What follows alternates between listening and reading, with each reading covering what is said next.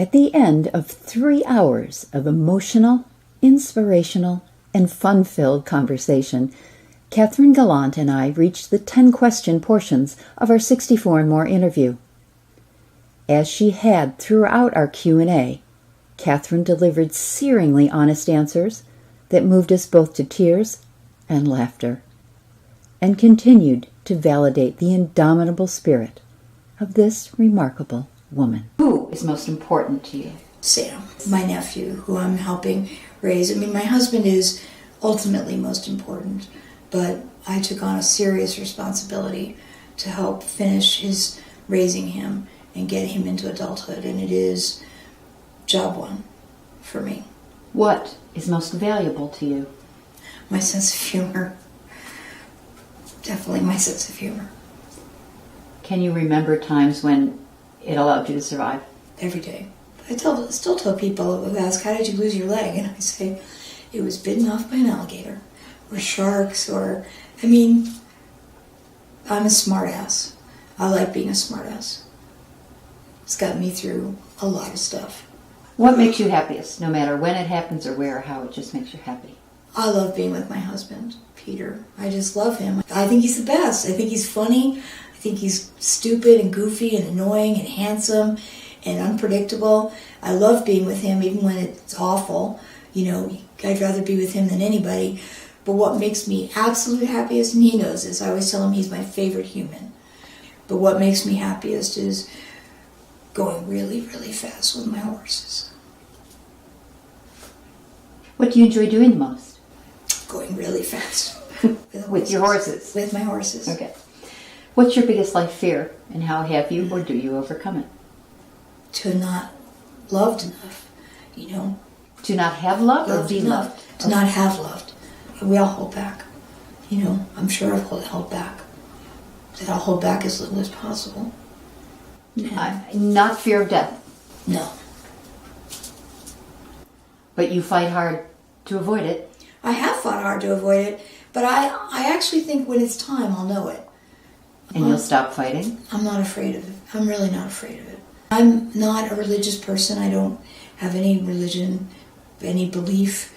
I don't have any idea about it. I mean, as far as I know, you go back to molecules. I got no skin in the game for the afterlife. I'm not waiting for something, but I'm perfectly comfortable with the idea that you die and that's it. You're done. If there is an afterlife and we have recognition factor and you see your father, what would you say to him?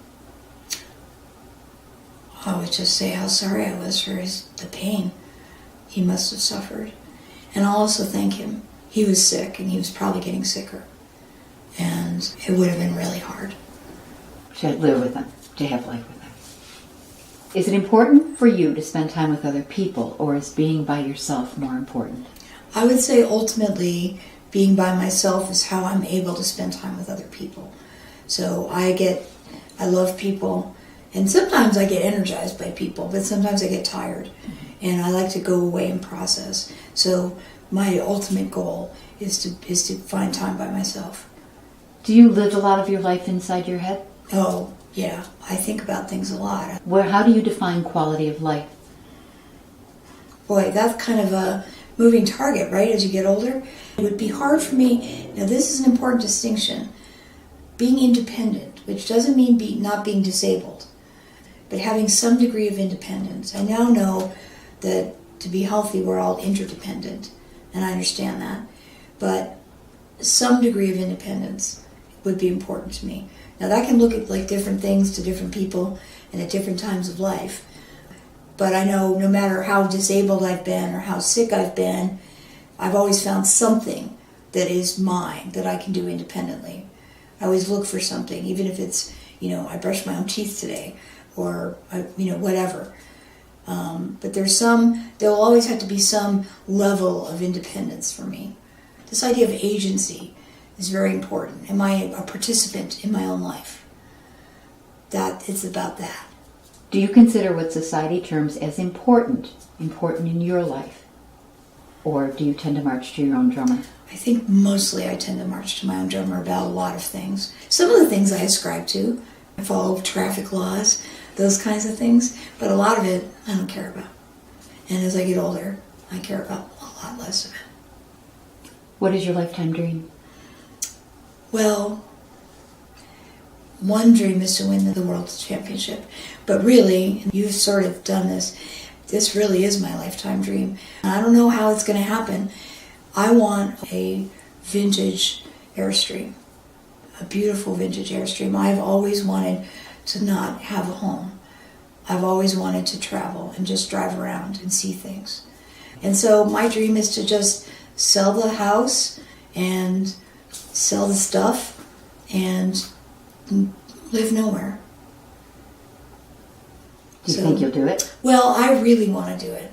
And I do think I will do it somehow. I'm not sure that's Peter's dream. He likes having a place. He's a homebody. He likes having shrubs to take care of and problems to solve and a studio of his own. So I don't know how we're going to work that out. And maybe it won't be. Maybe I'll spend part of the time doing it with him or by myself, and we'll spend part of the time somewhere, settled and established. I don't know. But the Airstream is fundamental to this. You have to understand. I don't want to do it in anything but an Airstream. Period. End of sentence. Do you know how to find a vintage Airstream? I do. Are they out there? They are out there. And there are people who will refurbish them, and you can refurbish them yourself and turn them into perfectly lovely homes on wheels. Have you talked to Airstream about this at all? Not to Airstream, but I've read a lot of books, and I belong to a couple of vintage trailer groups on Facebook. Research. Yeah, I've done research. Imagine that. Yeah. So it's going to happen. I'm not. So I always say I don't want to die in Rochester, New York, where I live. I want to die somewhere else. And I don't want to die without having had an Airstream. Simple. Sounds pretty simple. It's pretty straightforward. Yeah. That's it. I want Sam to live a life he's excited about and passionate about and feels good about and have tools to handle hard times. Some of that's my responsibility. A lot of it's his. So that's a dream for him. But for myself, it's winning a world championship and living nowhere with an Airstream.